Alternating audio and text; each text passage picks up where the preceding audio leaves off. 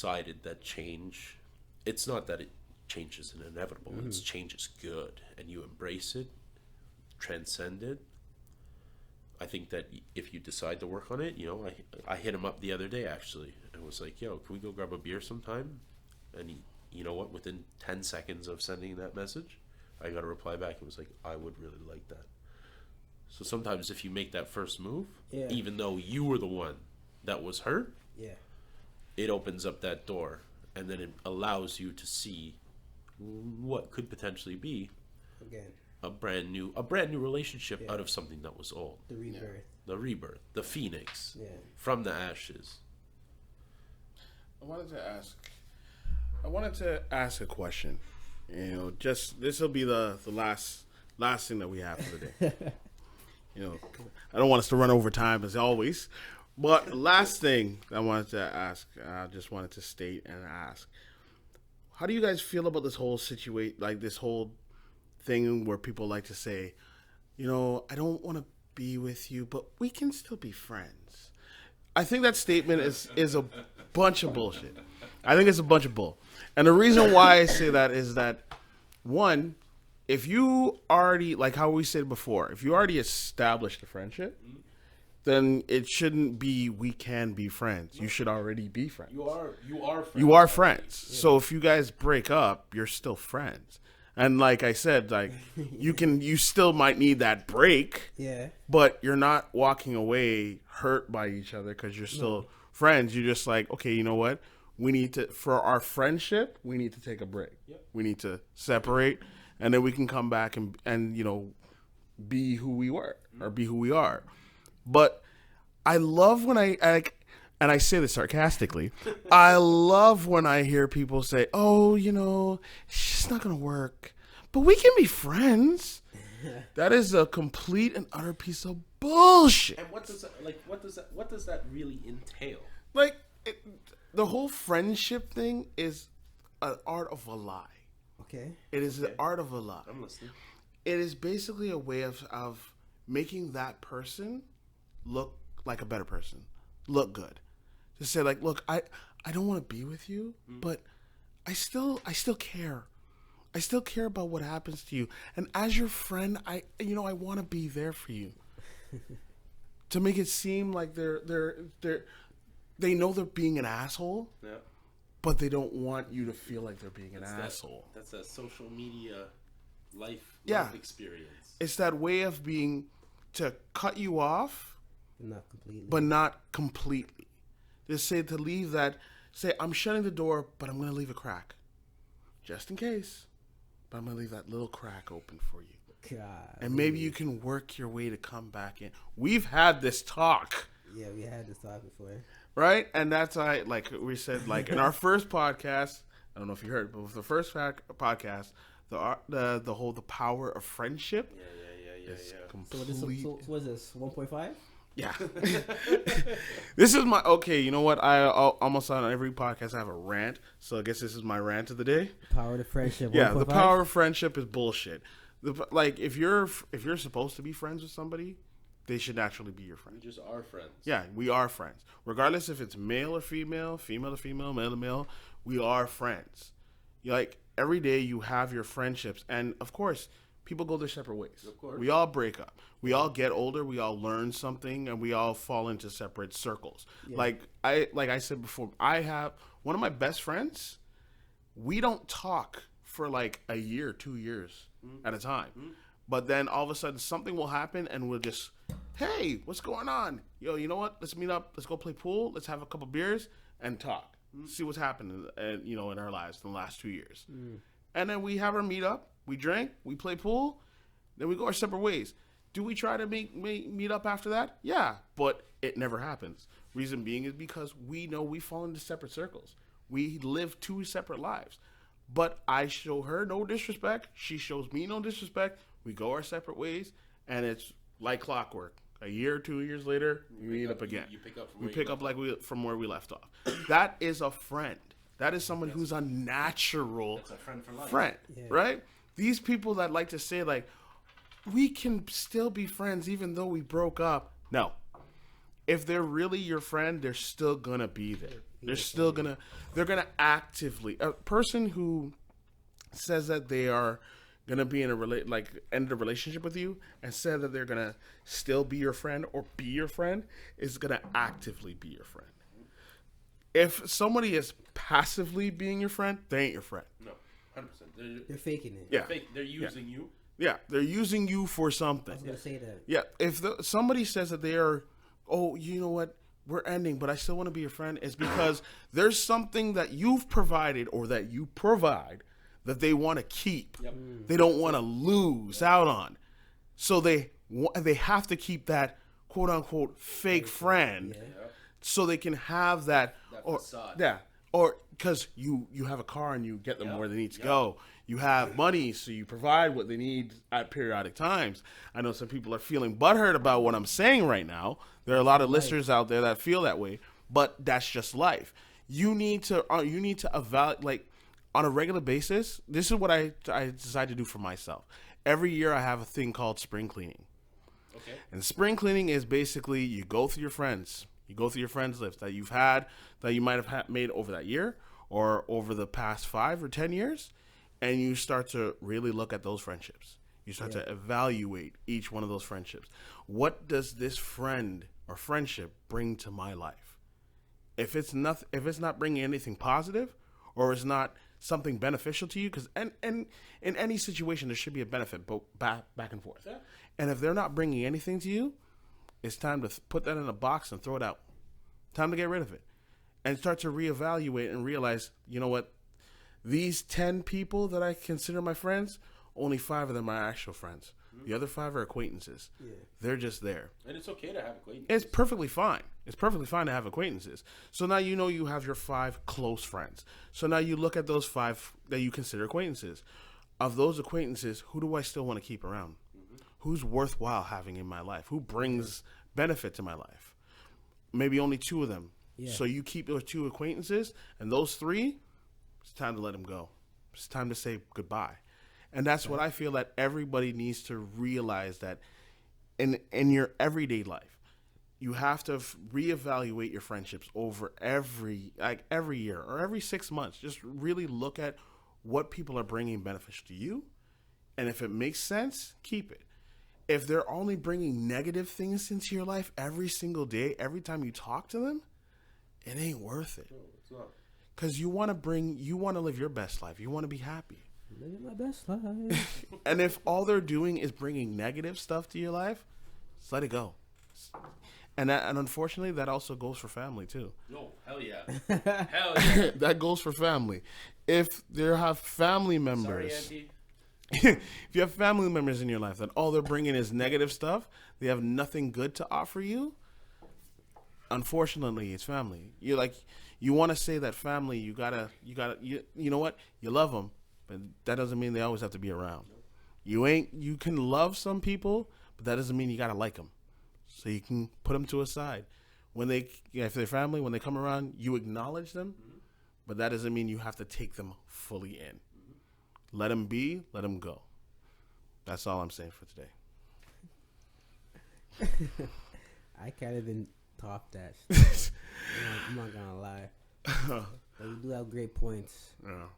If an ex guy or girl, because I think people lately been thinking that I hate women, but I don't. If they keep you around or say that line, hey, let's be a friends, maybe you do something that other guys cannot do for them.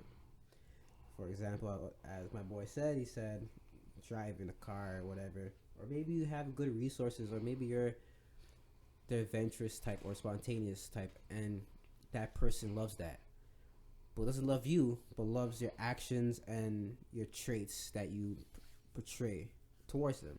So what they'll do, I call it monkey branching, is go to a next person that they are physically attracted to, but not mentally attracted to, because their mind is still fond of you and attached to you, but their body isn't. Mm-hmm. So they're gonna fake the funk with this new person, but in the back of their mind, they're gonna think about the stuff that you done or still are doing with them. Yep. It's like, hey, I can't give up my body to this person or my ex, but damn, I miss the way he used to give me massage or the way that he used to cook. This guy, oh, I love having sex with him, but his mind and his mannerisms and what he thinks about he or she is not what I want. But god damn, I love the sex though.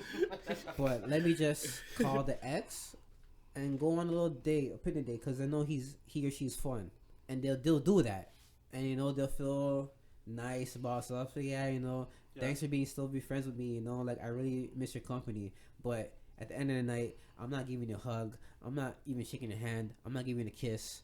You're not getting nothing from me. You're not even getting a nude. So get that out there. Just here for me, just to feel good about myself, because I miss this part about you. The rest of the stuff, my new partner does. So just keep it out there. Thank you, bestie. You're the best. I can't believe we're still friends after we broken up. Am I right or am I wrong? Doug, you're right, because I have fallen into that category. Don't kill me. Way too many fucking times. But the joke is, I fell into that category recently. And I saw it.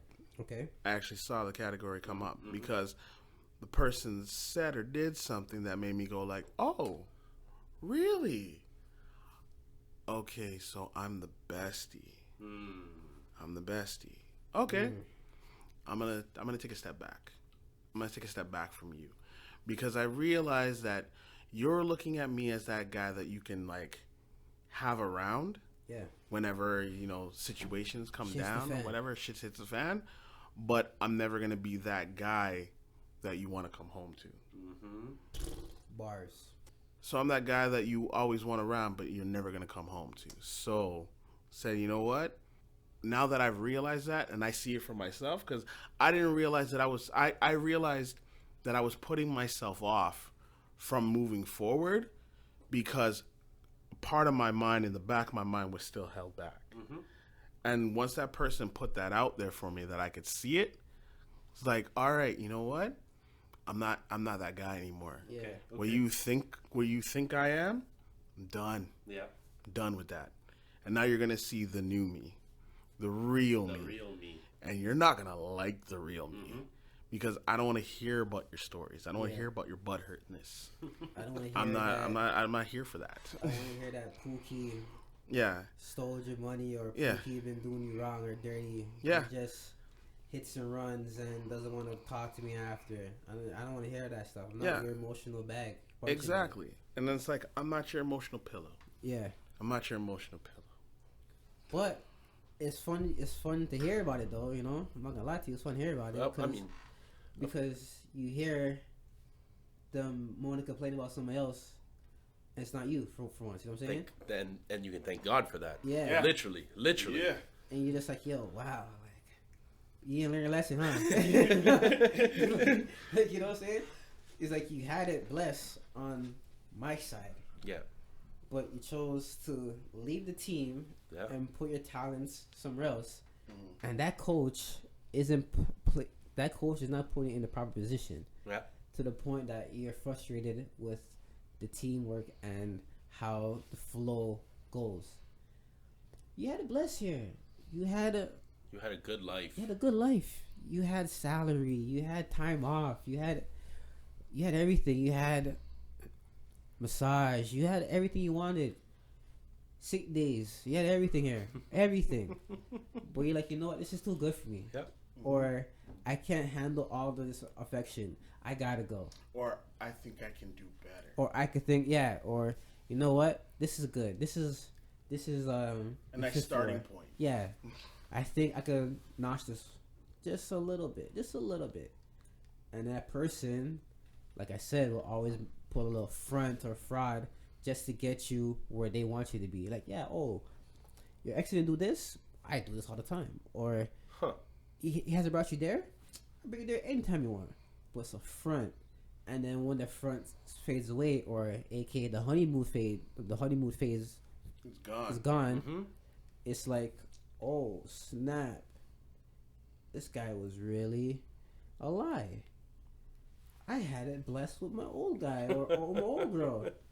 I gotta get that back. I gotta get That's that it. back. And the want, the need, the desire for everything that they kind of passed up on, everything that they just called quits on, Yeah, kind of it almost re-sparks. yeah.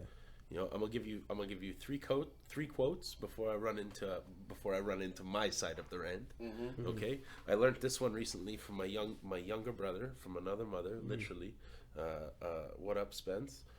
He calls it, okay. He's a Tinder fiend after his girl just left him 2 days before Christmas last year. Okay, he calls it getting the wazzles and cut.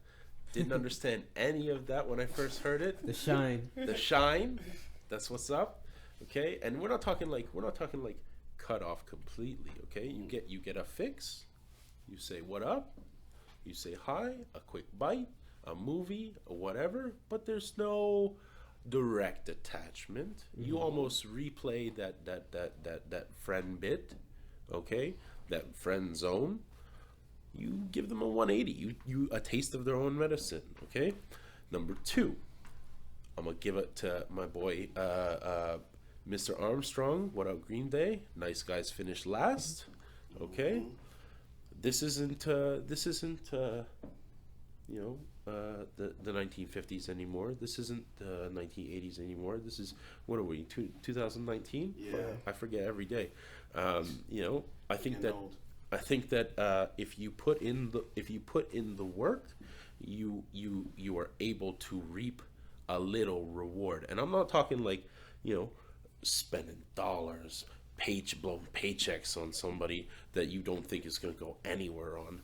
But it's the little things, right? It's those little nuances to keep them second guessing, to let them ponder on the what ifs, the proverbial what ifs.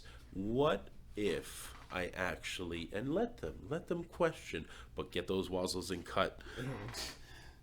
Number three, okay, is my boy Pharrell. Is that I'm a nice dude and I got nice dreams. Okay, what I want in life is good for me, right? And that's what it boils down to. Is that I'm a nice dude with some nice dreams, see these ice cubes, see these ice creams, and I'm about that 100%. Is that I work hard, I work real hard for everything that I have. I will continue to work hard for everything that I will aspire to get. Do I have to waste that on somebody that's just gonna friend zone me, that's just gonna put me in that friendship, that bestie quality? No. But do I still? Perhaps. I think that everybody's got a little bit of a, not like a, I don't want to say a Rolodex because this is going to show my age, but I think that everybody's got that little bit of,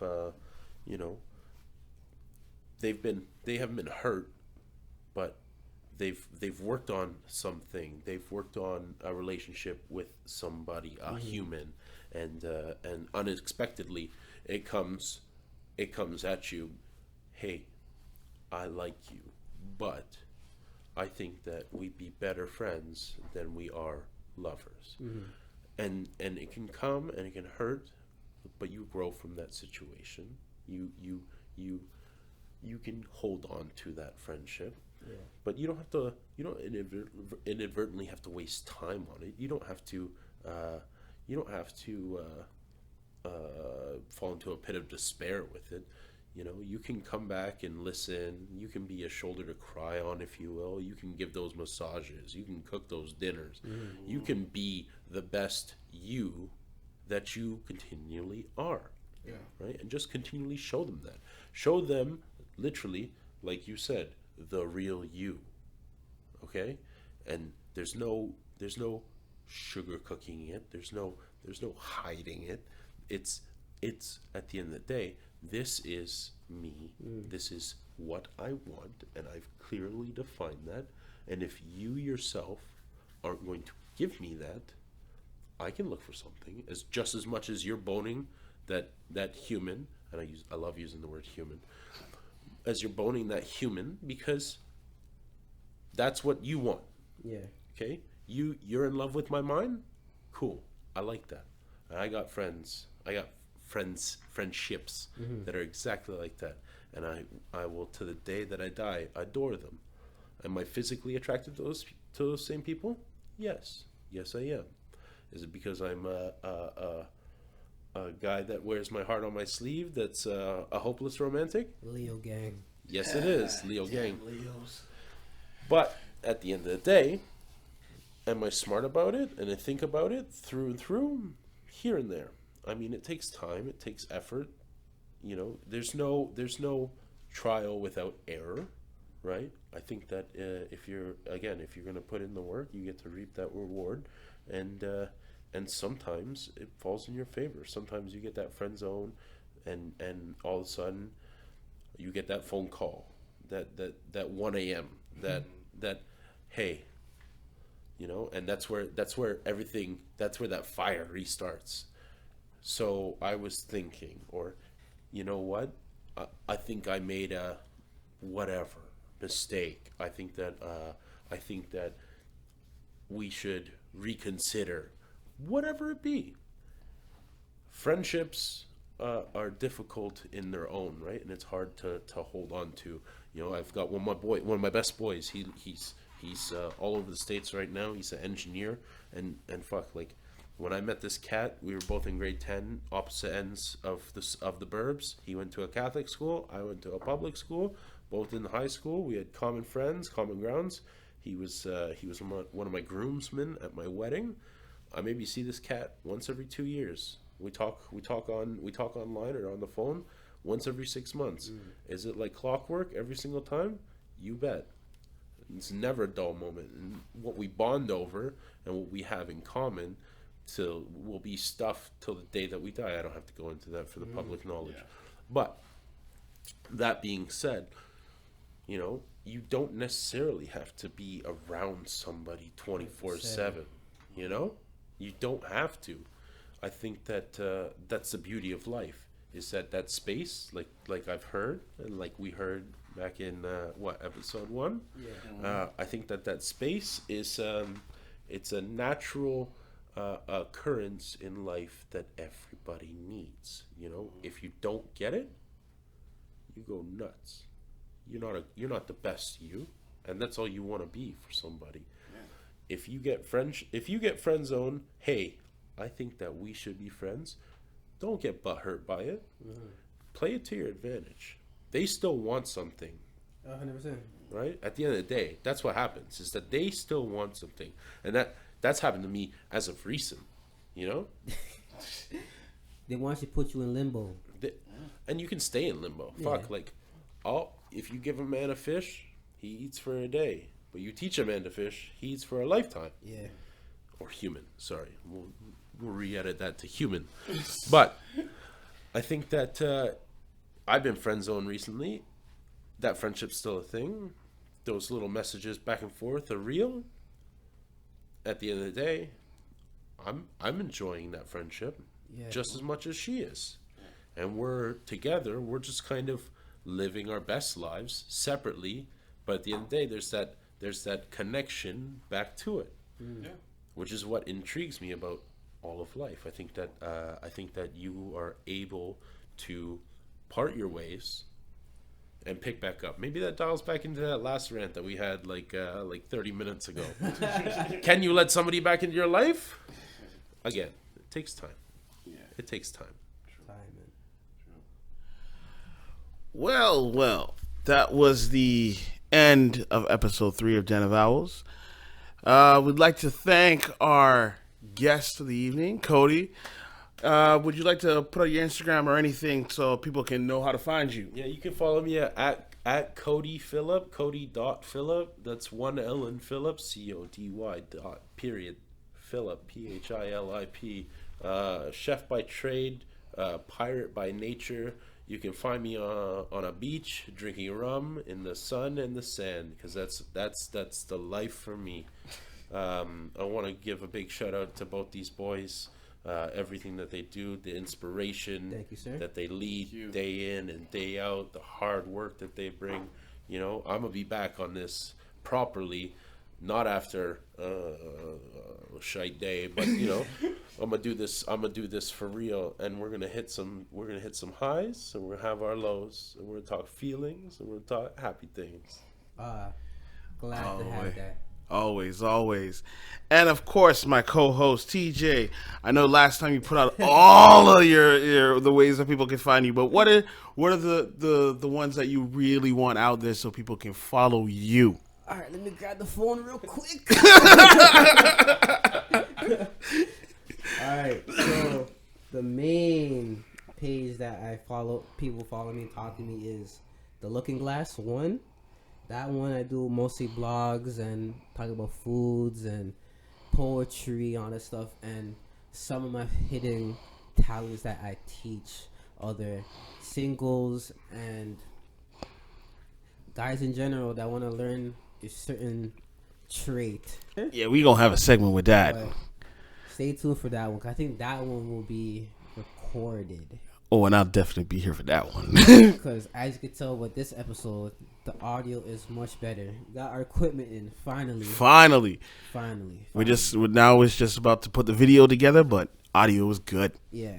So be lookout for that episode, because I know you ladies will love it the most. That's all I gotta say. And of course, as always, it's your other host, Ian Letta. You can follow me at Ian Letta on Instagram.